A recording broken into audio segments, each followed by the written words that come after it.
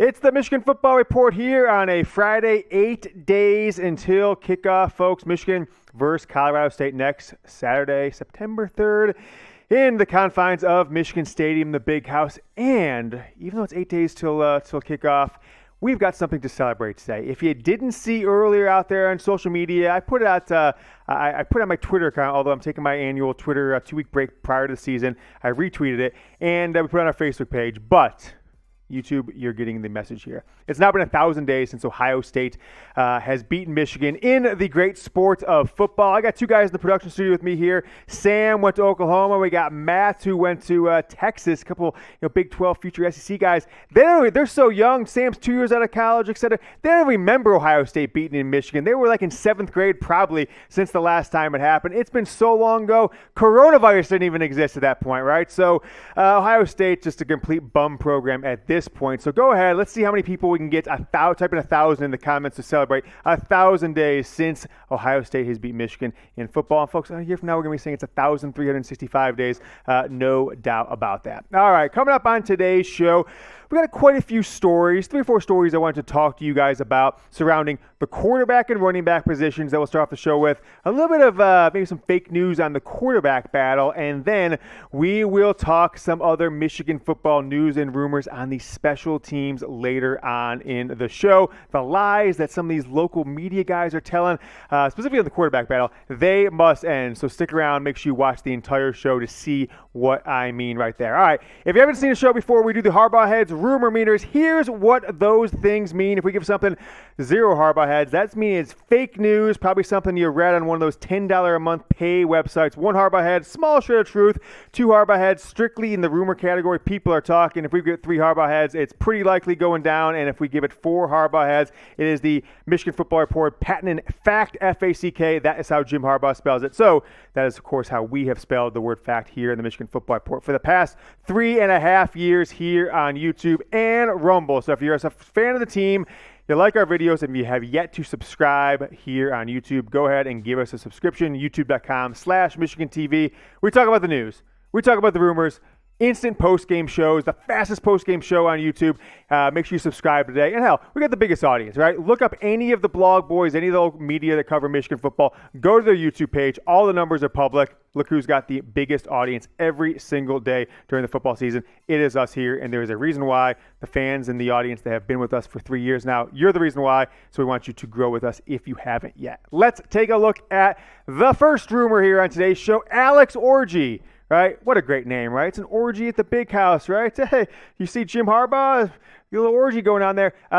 Freshman quarterback, true freshman quarterback, enrolled back in January out of state Texas. Very last-minute recruit for Michigan. A lot of rumors out there. I have confirmed what those rumors, the kind of existence of them. Is he kind of switching positions this fall? A little running back position, a little wildcat. 3 Harbaugh Heads, pretty likely. Now, we've seen things in Jim Harbaugh do things in the past with players that don't come to fruition during the season. I think there was the one quarterback from New York, Dan Villari. Oh, he was going to be the new wildcat guy. Didn't actually come to fruition. But Alex Orji, if you recall, going back in time to last December, was a last-minute commit. I think he actually flipped a commit to Michigan on signing day, if I recall correctly, from the great state of Texas. How far away is that from Dallas, Sam? 30 minutes from Dallas, Texas. Sachi? Okay. It's like sexy, but with an A, Saxy. Saxy, okay. 3-star recruit, top 500 overall. So, maybe 100 or so, 150 players out from being 4-star. He enrolled early in January, so he went through spring ball, had an opportunity, but the number 3 running back has not really developed behind Blake Corum and Donovan Edwards. And with both those guys getting reps at other positions, right? Punt returner, kick returner, Donovan Edwards catching a lot of passes out of the backfield as part of the offensive game plan. Alex Orji has kind of come in with 6'3", 235 pounds. Now, he might be up to like 240, 245 by the time they get in the field here. He could be a player, it seems like, that gets a few snaps when Michigan needs maybe a 3rd and 1. They snap it to him, or they have actually run a little bit in practice where he is actually taking handoffs from Cade McNamara and J.J. McCarthy. A little bit more on the Wildcat, less on the running back. But keep an eye out. I don't think he's long-term a running back for this team, but he might be the guy who comes in, gets a couple snaps in a Wildcat position or running back as the season progresses. And Michigan, if they're unable to develop that Blake Corum 3rd and 2, gets the first down every single time. A lot of talk out there still about Big Ten realignment, right? The contract came last week, the new TV deal, and it automatically has these clauses to kind of kick up the money if the Big Ten brings on more teams in the future. These are the three teams that I believe the Big Ten is most interested in right now. Now, it doesn't mean that these are the ones that they'll get, but going more of a national, kind of making USC and UCLA not just their own little thing there down in Southern California. That's Oregon. That's Stanford kind of bringing up the foray. Now, both those schools, Oregon's kind of tied with Washington right now, tied to the hip. Stanford and Cal, Notre Dame, with Big Ten being with NBC for their night game now. All big options. But I want to know from you guys, if you can only pick one of these schools to join the Big Ten, which one would it be? Type ND for the Irish, type O for the Oregon Ducks, or if you think Stanford, kind of a weaker football power, definitely an educational powerhouse, go ahead and type S. Rumor number 2 here on the show, J.J. McCarthy with a slight edge at QB1. Somebody sent me a clip from another media department, another media guy trying to sell $10 subscriptions, get his floundering radio ratings up by making you believe what I think most reasonable people know not to be true right now, that J.J. is a slight edge at quarterback 1. It is fake news, and it comes from the purveyor of fake news himself, one of the great fake news artists of all time, who we will talk about here in a second. But before we do, with the season right around the corner, want to make sure you guys are aware of the best gear to wear to Michigan football games, to the bar, to just around your house, or wherever you go this fall. Rep the Wolverines. 2 items I want to point out for you. 1, Michigan always has 1, sometimes 2 maize outs during the football season. People always say, well, I have maize t-shirts. I don't have anything when it gets cold for maize outs. Boom. This maize hoodie is on sale right now. What do we say, Sam? It's 40% off. Normally $50. It's only $30, $29.99. You go to chatsports.com/maize hoodie. I'll put the link down in the comments and the description of the video. Go ahead and get that bad boy there. It's only a 1-day sale, so if you're not getting it Friday, they maybe renew it, but it's a 1-day sale as of right now. It'll expire at midnight on Friday. Also, now this one isn't on sale, but this is the shirt that all the cool kids are wearing. I just ordered mine. It is the Michigan Football Jordan Brand 2022 season T-shirt. They're $40. They may look expensive, but you got to order right now if you want it for the season. If you put an order in this weekend before Monday, Tuesday of next week, you should get it by Friday in time for Michigan, Colorado State. $39.99, but it's a really high quality T-shirt. I've got quite a few of those Jordan Michigan football T-shirts. Chatsports.com/Michigan T. So going back to the story about J.J. McCarthy, he had an amazing weekend last weekend in practice, and he has the slight edge in QB1. You might know about this guy. I talk about it a little bit because he has been, the WTKA. They get more clout than they should in the media industry because it's the only sports radio station that covers Michigan football in Ann Arbor, right? Okay. And Webb is their morning host guy. He's been there for 20 years. I've said forever, if he had any talent, he would have got recruited to go to a bigger radio market years ago, but he clearly doesn't. He says things to try and drive money where he can make money, which is to his 24/7 sports message board. He's not trustworthy. He is nothing more than Michigan's propaganda arm, right? Think about Chinese state-run media, North Korean media. He only says exactly what the media relations department in Michigan tells him he's allowed to say. If he had a scoop at $10 a month, he should give those to his people, but he doesn't. And there's a reason why.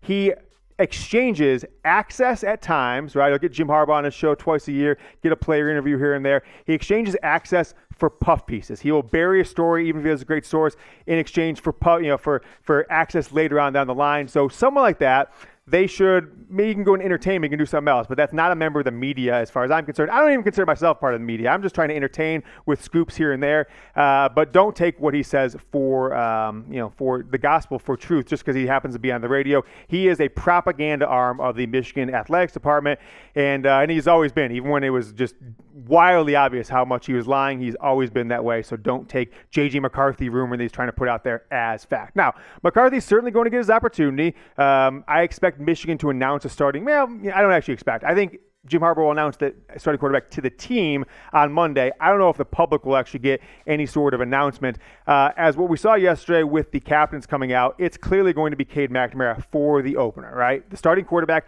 last year, J.J. McCarthy got a ton of snaps, of course, and got the opportunity to throw a ball a lot more than a typical backup quarterback would as a true freshman. 59 passes, 5 touchdowns in the year, 2 picks. But Cade McNamara kind of rudimentary numbers as a starter, but did have to sit out a lot as they brought J.J. McCarthy in more and more as the season went on. Only 15 touchdowns against 6 interceptions, and I think a lot of Michigan fans, myself included, said, well, he just didn't have it against Georgia. Maybe Michigan needs somebody like McCarthy. I'm okay with McNamara starting the opener, but I do think they need to give JJ plenty of snaps against the other team's first-team defense with Michigan's first-team offense through those first 3 or 4 games of the year. But ask you guys this question. You're watching me here today, so there's something about this show that you've liked either today or in the past. Who do you find more trustworthy?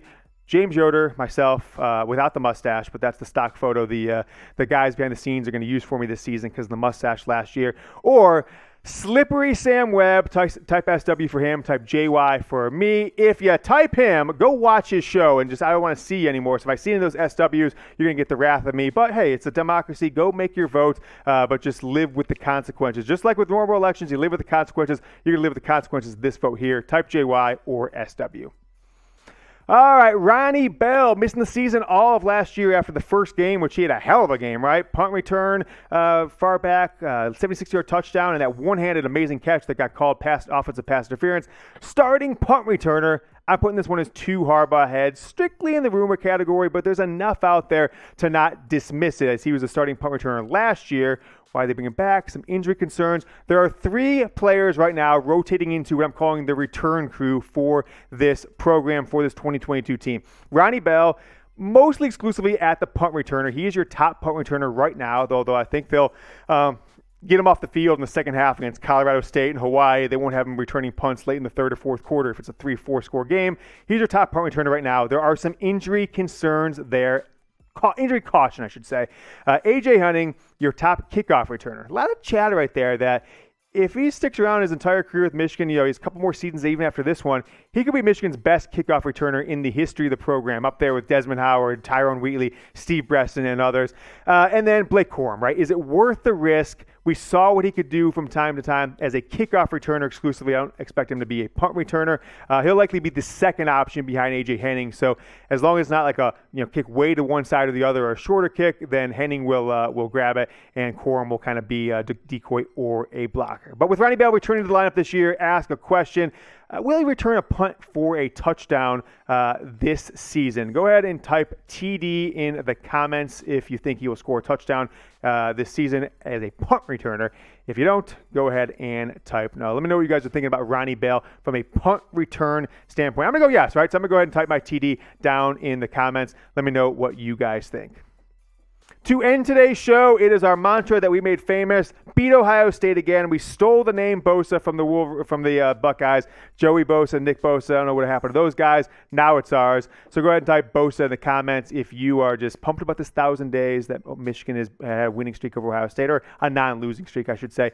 And you're gonna hope that this mantra and this chant that we have, Bosa, will get Michigan to win another game here in 2022. Go ahead and type Bosa down in the comments. We've got another show coming for you on Saturday and on Sunday, so make sure you subscribe. Until we see you next time, go Blue.